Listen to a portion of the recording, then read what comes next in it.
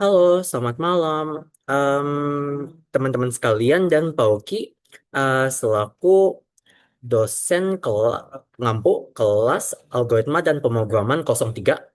Perkenalkan, nama saya Ditya Syahdi dari Grup I dengan NPM 2306203066. Saya hari ini akan mempresentasikan hasil final project C1 yang berhubungan dengan monitoring kondisi ruang kelas pintar. Next,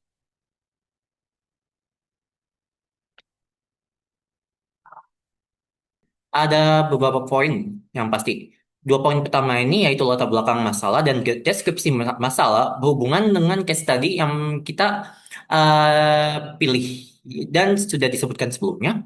Dan setelah itu kita akan membahas deskripsi solusi untuk memecahkan masalah yang berhubungan dengan case study tersebut. Lalu kita akan membahas arsitektur sistem algoritmanya dan use case yang berhubungan dengan sistem tersebut. Setelah itu, kita akan membahas program secara detail dan menghubungkannya ke kriteria penilaian yang sudah disampaikan. Oke, kita mulai dari latar belakang case study. Laboratorium dan ruang kuliah di UI dilengkapi dengan berbagai sensor seperti suhu, kelembapan, dan intensitas cahaya. Sensor-sensor ini bertujuan untuk mendukung kenyamanan belajar dan melindungi peralatan elektronik. Saat ini, data dari sensor dikumpulkan secara manual oleh asisten laboratorium dan dicatat dalam suatu spreadsheet. Pengumpulan data secara manual menyebabkan deteksi anomali memakan waktu yang lama dan rentan terhadap human error. Sebagian besar peringatan baru dikeluarkan setelah dosen atau teknisi melihat data secara langsung. Sistem yang ada belum mampu memberikan peringatan secara otomatis. Karena kemampuan sistem yang tidak bisa memberikan peringatan secara otomatis, ada kemungkinan potensi kerusakan peralatan yang meningkat karena keterlambatan dalam pendeteksian masalah.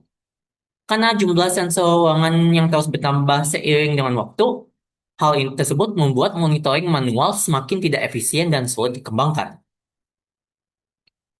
Sehingga, diperlukan sebuah sistem terpusat yang dapat menerima data real-time dari semua sensor. Sistem tersebut harus mampu melakukan analisis awal dan memberikan peringatan sedini mungkin.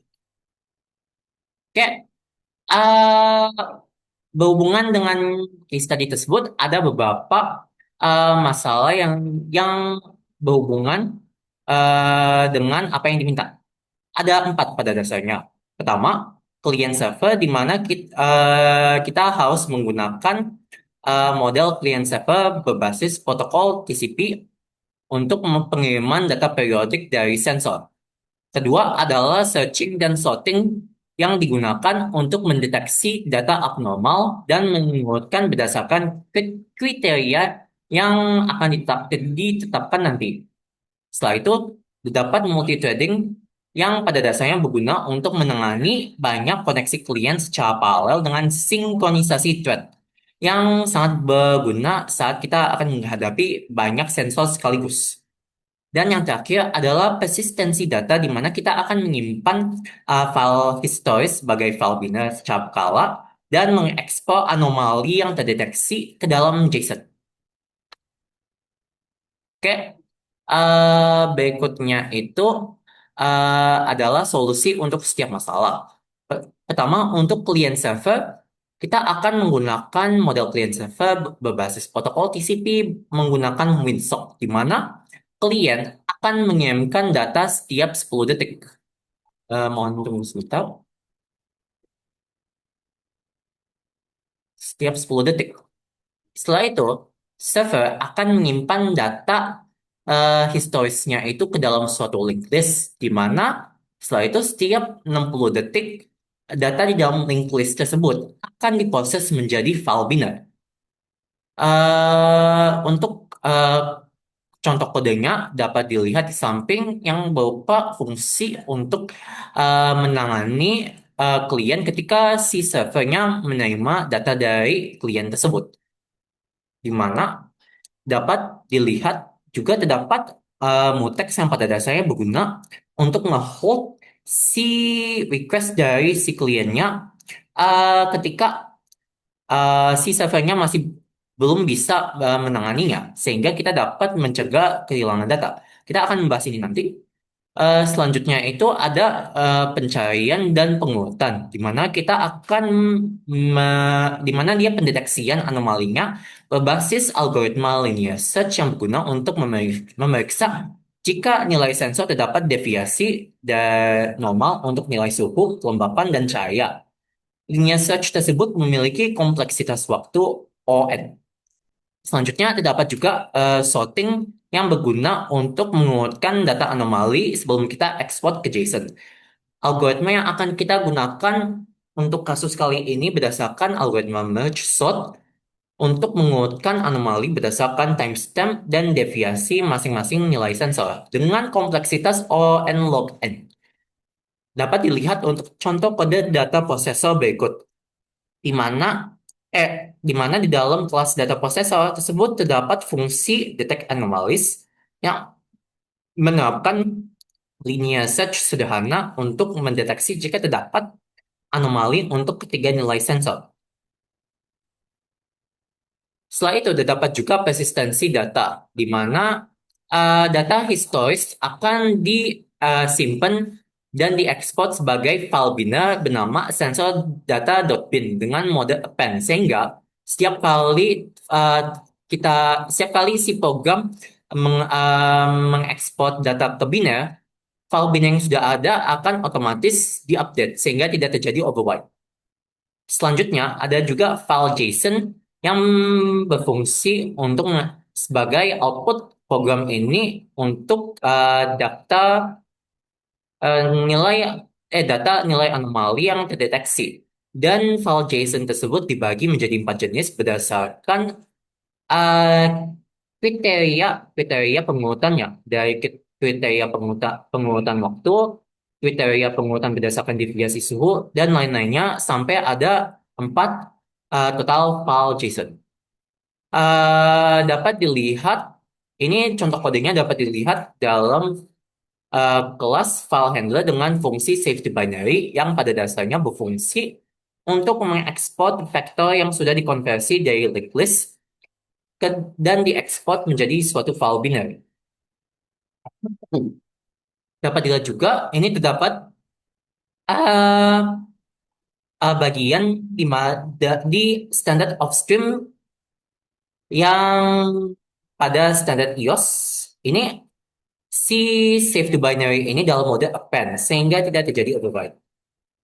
Lalu yang terakhir terdapat multithreading, di mana setiap koneksi klien dijalankan di thread terpisah dan sinkronisasi data dilakukan dengan standar mutex dan standar atomic bold, di mana fungsi ini pada dasarnya berguna untuk mencegah suatu race condition yang mungkin terjadi jika lebih dari satu klien berjalan di thread yang sama. Sehingga kita dapat mencegah kayak tumpang tindih output antara beberapa klien sekaligus. Ini contoh kodenya dapat dilihat sebagai berikut, di mana standard mutex dan standard atomic bool diterapkan sebagai member dari kelas server. Berikut adalah arsitektur sistem dan flowchart yang menggambarkan arsitektur tersebut secara sederhana. Ini pada dasarnya berdasarkan file atau source code yang ada untuk program. Pertama, kita mau mulai dari client.cpp dan file headernya yaitu client.h, di mana si klien ini akan mencatat data sensor dan akan dikirim via protokol TCP. Data yang dikirim akan diterima oleh server.cpp dengan ditambah dengan kodenya ini, dia dipisah menjadi server.hat untuk modularitas saja. Pada dasarnya si server ini akan menerima data dan menyimpannya ke linked list, di mana setelah disimpan di linked list akan dikonversi ke vektor, lalu diproses menjadi file binary dan file JSON. Si server ini memanfaatkan beberapa file header sekaligus untuk prosesnya. Karena tentu saja karena disebutkan linked list, dia akan menggunakan file header linkedlist.h yang pada dasarnya merupakan tempat untuk si linked list yang sebagai penampungan data yang di stream dari klien ke server. Dan setelah periode 60 detik, si linked list ini akan dikonversi ke vektor. Di mana vektor ini akan diproses oleh data processor.h, di mana akan diterapkan algoritma searching untuk deteksi anomali, serta pengurutan data anomali berdasarkan kriteria yang sudah ditentukan dengan merge sort. Setelah sudah kita search, lalu kita urutkan anomalinya, eh, kita lalu akan datanya vektor tersebut akan dikirim ke file handler.h, di mana si file header ini akan mengusi output, export dan output file biner yang memuat data historis, serta dia akan mengekspor si anomalinya ke JSON dengan validasi error. Ini kedua file ini berada dalam mode append pada dasarnya, sehingga semakin lama servernya berjalan dan semakin lama kliennya berjalan, ukuran filenya semakin besar pula. Next. Berikut adalah protokol koneksi yang diterapkan dalam algoritma. Kita akan menggunakan port 8888 yang akan dimanfaatkan oleh server sebagai pada dasarnya tempat melekatnya, dan port ini akan digunakan oleh semua klien yang ada. Setelah itu kita sudah disebutkan sebelumnya, kita akan menggunakan protokol TCP berbasis WinSock. Lalu kita juga akan memparsing si IP dari si servernya ini dengan init address yang yang itu si IP-nya ini kita akan menggunakan 12.01. Oke, berikutnya adalah use case dari sistem algoritma yang sudah dibuat. Pertama, dari use case pertama adalah pengiriman data oleh klien. Klien akan pertama-tama klien akan mencatat data dari sensor. Lalu, si data tersebut akan dikonversi menjadi suatu paket JSON yang lalu dikirim ke server. Si server tersebut lalu menyimpan paket JSON tersebut dan disimpan dalam suatu linked list. Kalau contoh kodenya dapat kita lihat sebagai berikut untuk fungsi sensor data oleh klien, di mana kita untuk simulasi kali ini saja, si klien tersebut akan nge-generate data secara random untuk simulasi sensor. Kalau kita mau menerapkan kode ini dalam embedded system di dunia nyata, si generate random data tersebut dapat kita ganti dengan fungsi untuk penginputan data biasa yang kita terima dari sensor. Berikutnya, use case kedua adalah uh, analisis yang dilakukan oleh server. Server akan mengambil data yang dikirim oleh klien di dalam suatu linked list, yang dimana linked list tersebut akan dikonversi sebagai suatu vektor. Data prosesor tersebut akan mengambil vektor tersebut dan diterapkan algoritma searching untuk menemukan suatu anomali. Setelah itu, setelah vektornya sudah disortir dan setelah vektornya itu sudah kita dapatkan anomalinya sehingga kebentuk suatu vektor baru, vektor yang baru khusus untuk anomali ini kita akan urutkan dengan merge sort berdasarkan kriteria yang ditetapkan. Setelah sudah diurutkan berdasarkan kriteria masing-masing, file tersebut lalu akan diarahkan ke file handler untuk diekspor sebagai JSON. Kodenya dapat dilihat sebagai berikut yang berupa fungsi process and save data di dalam server.h. Dapat dilihat di mana terdapat pengonversian vektor. Lalu saat datanya ini, fungsi ini datang setelah si servernya menerima data dari klien, sehingga datanya sudah diterima dikonversi ke vektor, lalu di dimasukkan ke file handler untuk di save ke binary dan diekspor ke JSON. Di dalam fungsi save to binary dan export ke JSON ini mengandung juga fungsi searching serta sorting yang kita dapat lihat di kode yang dapat kita lihat nanti. Berikutnya adalah use case ketiga yang berupa penyimpanan file biner. Data historis yang akan ditambahkan ke sensor data.bin tanpa override sehingga si file ini akan bertambah besar terus seiring server dan klien berjalan.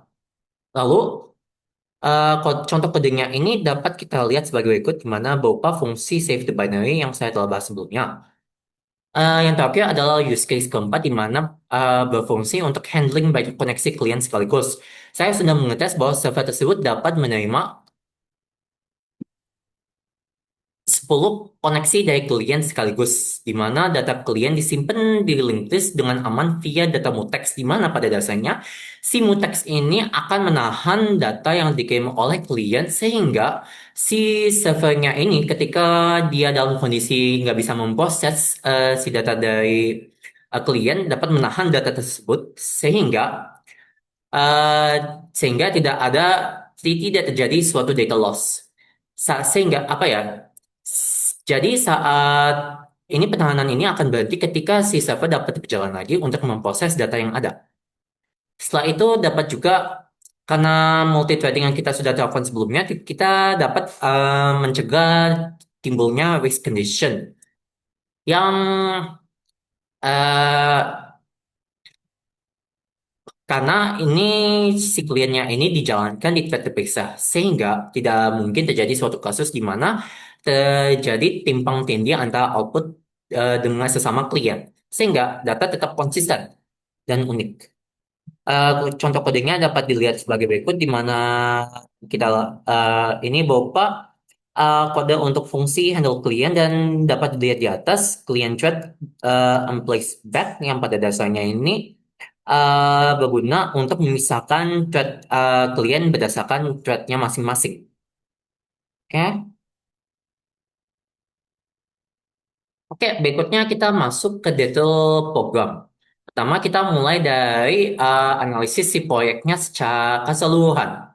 Pertama, kita akan membahas tentang kekuatan, di mana saya menggunakan implementasi OOP dengan enkapsulasi dan modularitas yang sudah cukup bagus sehingga dapat menjaga dengan mudah keterbacaan kode dan pemeliharaan kode jika mau di-develop secara lebih lanjut.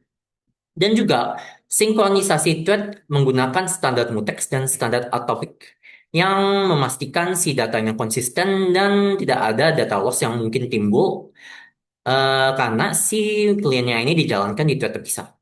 Berikutnya adalah analisis trade-off, di mana saya menggunakan linked list untuk menampung data yang datang dari klien karena si insertionnya ini eh O1 yang pada dasarnya cukup efisien. Serta dia ini ukuran dari linked list ini dia dapat berubah secara dinamik secara langsung sesuai jumlah data yang masuk ke server.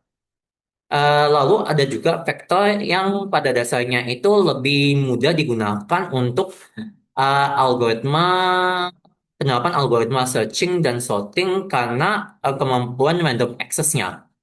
Dan dia dia ini juga menggunakan algoritma merge sort yang juga cukup efisien dengan kompleksitas O n log n. Setelah itu terdapat juga edge case di mana ada kemungkinan eh, dalam program ini terdapat suatu kesalahan sehingga program tidak dapat menjalankan salah satu fungsinya. Dengan edge case pada dasarnya kita dapat nge-throw suatu error handling yang ataupun plan B gitu untuk menangani jika timbul error saat si programnya berjalan. Pertama itu ada klien saat mengirim data ketika si server tiba-tiba mati. Ini hal tersebut dapat ditangani dengan atomic flag untuk mencegah suatu error yang mungkin timbul. Selanjutnya adalah file JSON yang rusak, di mana akan otomatis terjadi parsing fallback, di mana si server akan otomatis membuat file JSON baru jika file JSON sebelumnya telah rusak.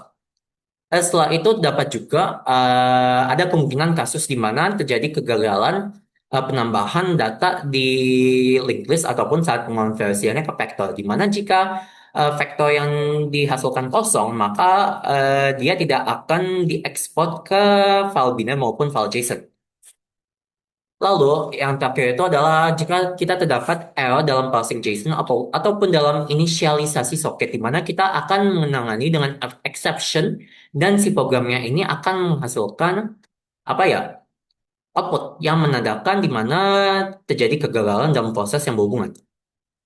Setelah itu, saya juga ada rencana untuk mengembangkan kode-kode yang sudah ada ini. Yang pada salah satunya itu karena mode append yang kita pakai untuk file binary sama file JSON, si ukuran filenya itu akan bertambah besar seiring dengan berjalannya waktu, sehingga pada dasarnya nggak mungkin juga lah itu apa ya bagus, karena pada dasarnya ada suatu saat di mana si ukurannya itu melewati threshold tertentu, sehingga untuk kedepannya saya rencananya untuk mengembangkan si file binary sama file JSON ini, nanti saya tambahkan lagi di sini file JSON untuk terjadi rotasi file, sehingga eh, sehingga kita dapat mencegah suatu skenario di mana ada suatu file di mana ukurannya ngeblot gitu dengan rotasi file di mana setelah dicapai threshold tertentu, si program otomatis membuat file baru. Setelah itu, saya juga ada rencana untuk optimasi si searching anomali dengan apa ya? Dengan langkah sorting lalu binary search. Ini saya masih perlu penelitian lagi kalau untuk unsorted array, lebih baiknya itu pakai sorting lalu binary search atau linear search aja. Tapi menurut apa ya yang saya sudah cari, eh masih apa ya kelihatannya masih roughly the same kira-kira. Tetapi saya belum ngetes untuk data yang cukup besar kayak contohnya itu 50 sensor sekaligus dan kayak gitu kira-kira. Oke. Selanjutnya berikutnya itu apa ya? Poin kedua adalah array dan linked list. Untuk linked list, saya menggunakan insert real time saat si kliennya mengirim data dengan kompleksitas yang konstan. Lalu kita juga fungsi linked list insert dan clear dapat diterapkan tanpa memory leak apapun, sehingga cocok untuk insertion yang apa ya, yang pada dasarnya betul-betul. Setelah itu terdapat juga vektor yang saya gunakan tadi untuk proses sorting, karena dia lebih efisien kan, karena sifatnya yang memungkinkan random access. Oke, poin ketiga adalah searching, di mana saya menerapkan linear search untuk mencari deviasi suhu, kelembapan, dan cahaya dengan kompleksitas ON. Jadi jika ada suatu data yang di luar dari deviasi ini, dia akan otomatis di-return oleh si searching ini sebagai suatu anomali. Anomalinya timbul ketika suhunya kurang dari 10 dan lebih dari 35 derajat, dan ketika kelembapannya kurang dari 20% dan lebih dari 70%, dan ketika cahayanya kurang dari 250 lux dan lebih dari 875 lux. Poin keempat berikutnya adalah sorting, di mana saya menggunakan algoritma merge sort dengan kompleksitas O n log n untuk menguatkan anomali yang ada di data JSON. Lalu saya menggunakan komparator untuk menguatkan berdasarkan deviasi yang saya sudah jelaskan sebelumnya. Poin kelima adalah file binary dan file JSON, di mana saya menggunakan mode append untuk file binary, sehingga dia akan menambah data baru tanpa menghapus yang lama.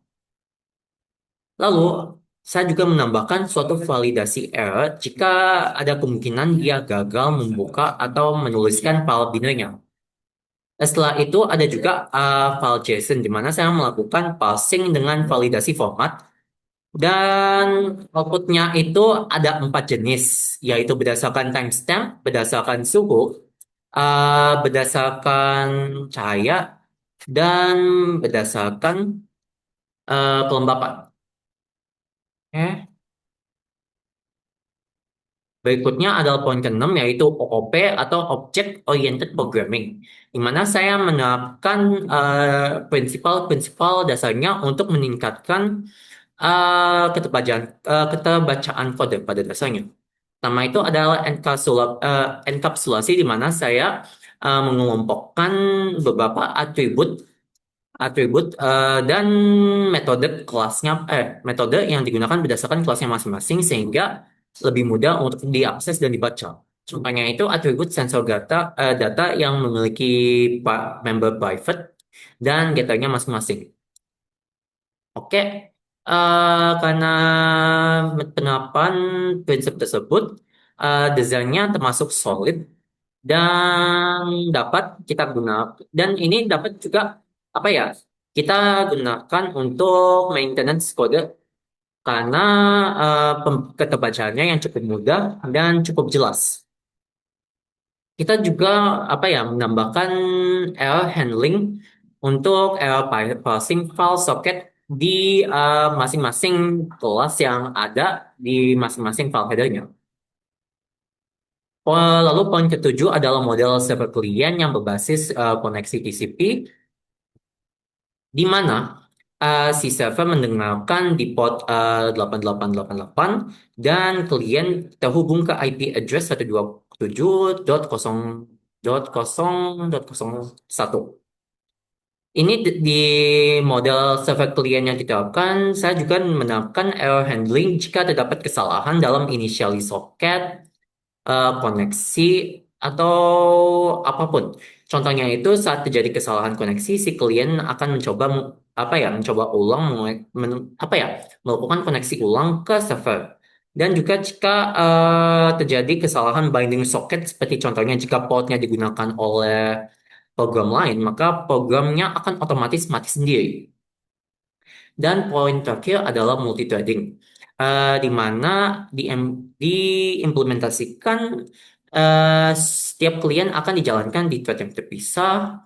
Lalu ada juga data mutex yang pada dasarnya melindungi linked list dari akses bersamaan, serta atomic bool yang berguna untuk shutdown server yang aman. Oke, ini contoh untuk output file JSON sama file binernya setelah kita menjalankan programnya. Ini untuk contoh apa ya, file JSON anomaly stamp.json, di mana kita dapat lihat uh, di screenshot tersebut terdapat anomali suhu yaitu 40 derajat, di mana dia di atas range normalnya. Uh, Anomali lalu akan disimpan dalam file JSON, di mana file JSON tersebut pada dasarnya akan menyimpan dan mengappend jika terdapat data lama, sehingga si file tersebut akan tumbuh setiap 60 detik sesuai kapan servernya akan memproses si linked list ke vektornya. Saat dia Seiring dia bertumbuh, kita akan menjalankan proses penyortiran ulang setiap kali kita menerima anomali baru, sehingga pengurutannya berdasarkan kriteria kayak deviasi suhu, deviasi cahaya, deviasi kelembapan dapat kita pertahankan. Lalu setelah itu terdapat juga file biner, di mana file biner tersebut disimpan dalam suatu format file biner yang terdiri dari 10 dan tidak dapat dibaca oleh manusia. Kita menggunakan standard of stream untuk memuat data ke file binernya. Lalu dia akan diekspos sebagai file sensor data.bin dan akan tumbuh setiap 60 detik. Sama seperti sebelumnya ketika si servernya itu mulai ngeproses si linked list-nya menjadi vektor. Contoh outputnya dapat dilihat sebagai berikut untuk file binernya, atau snippet sebagiannya aja, karena ini dia terdiri dari seratusan barisan lebih. Oke, ini pada dasarnya evaluasi untuk masing-masing kriteria penilaian, yang pada dasarnya semuanya sudah cukup baik. Untuk pemahaman proyeknya, seluruh komponennya sudah saya jelaskan secara rinci, dan untuk edge case dan error handlingnya sudah ditangani semua. Untuk array dan linked list juga cukup baik, di mana insertionnya itu konstan dan sortingnya itu relatif efisien dibandingkan algoritma lain. yaitu merge sort pada dasarnya emang lebih efisien berdasarkan waktu dibandingin algoritma lain. Lalu ada searching di mana termasuk juga sangat baik. eh eh, ini searching ini termasuk sangat baik karena linear search ini apa ya cocok untuk unsorted vektor yang cukup besar ukurannya. Setelah itu sorting, di mana seperti sebelumnya array digunakan untuk sorting karena random access-nya, di mana kita sortingnya menggunakan merge sort yang diimplementasikan dan termasuk efisien. Lalu selanjutnya adalah file binary dan file JSON yang juga termasuk cukup baik karena kita apa ya melakukan validasi error yang lengkap jika terdapat kesalahan serta dapat dihasilkan output ketika programnya dijalankan. Lalu ada OOP di mana dia modular, solid, principal, dan mudah dibaca. Cukup baik juga. Model klien server yang digunakan juga sangat baik karena dia reliable connection dan terdapat beberapa handling jika terdapat kegagalan dalam penjalanannya. Lalu kita terdapat juga multi-threading yang sudah sangat baik untuk sinkronisasi thread, deadlock free, dan dapat menangani beberapa klien banyak secara sekaligus. Oke, ini adalah kode relevan lainnya. Ini contohnya ini pada fungsi sensor data.h. Ini adalah snippetnya untuk mendapatkan nilai deviasi untuk suhu, kelembapan, dan cahaya. Untuk sisa-sisa fungsinya dapat dilihat nanti di source code-nya. Untuk kayak contoh untuk fungsi getternya dan lain-lain. Lalu ada juga snippet dari data processor.h yang memiliki fungsi untuk pendeteksian anomali dan merge sort yang kita gunakan untuk penyortiran. Di detect anomali kita menggunakan algoritma linear search yang cukup simpel tapi efektif untuk unsorted array yang besar dan merge sort yang cukup efisien dan cepat karena apa ya si prinsipal divide dan conquer yang dia miliki. Next, ini merge sortnya ini kita juga bisa atau berdasarkan apa ya deviasi yang akan kita gunakan berdasarkan suhu, uh, cahaya maupun kelembapan. Ini berikutnya adalah snippet kode dari server.h yang berisi beragam error handlingnya. Seperti saat kita ngebinding, ngelisten si soket klien, atau saat kita mau apa ya, eh menerima koneksi dari klien, semuanya. Ataupun menginisialisasi si soketnya sendiri. Semuanya ada untuk error handlingnya dan si programnya akan mengeluarkan output jika tidak terjadi kesalahan di tengah-tengahnya. Selain itu, terdapat juga file handler.h yang pada dasarnya untuk memproses bukan saja file binary tapi juga file JSON keduanya dengan mode append. Dapat dilihat dengan fungsi save the binary yang saya jelaskan sebelumnya. Lalu juga ada kode di dalam file header client.h yang pada dasarnya berguna untuk pencatatan data sensor dan koneksi TCP. Untuk kali ini saya menggunakan generating random data yang dia akan mengirimkan data acak. eh Fungsi generate random data ini kita dapat ganti dengan fungsi input data. Seperti saya jelaskan sebelumnya, jika kita mau terapkan ke dunia nyata. Dan ini salah satu contoh output kodenya untuk file JSON-nya. Dapat kita lihat beberapa anomali yang terdeteksi. Oke, kesimpulannya, ini sistem tersebut sudah memenuhi semua kriteria dengan insertion yang dengan kompleksitas konstan via linked list, lalu sorting yang cukup efisien dengan merge sort dengan kompleksitas n log n, sinkronisasi thread yang cukup bagus menggunakan standar mutex dan standar atomic, error handling untuk banyak hal ketika terjadi kegagalan dalam program, dan juga kita dapat menangani banyak sensor sekaligus thread per klien, sehingga kita dapat mencegah terjadinya kayak deadlock ataupun kayak race condition gitu. Oke, Ini untuk referensi yang saya gunakan dalam pembuatan PPT dan kode tersebut. Terima kasih. Mohon maaf jika saya salah kata. Ini saya akan membuat video. Ini saya akan video part kedua yang berisi demonstrasi langsung untuk programnya. Dapat dicek nantinya. Terima kasih. Selamat siang. Mohon maaf jika saya salah kata. Oke. Em,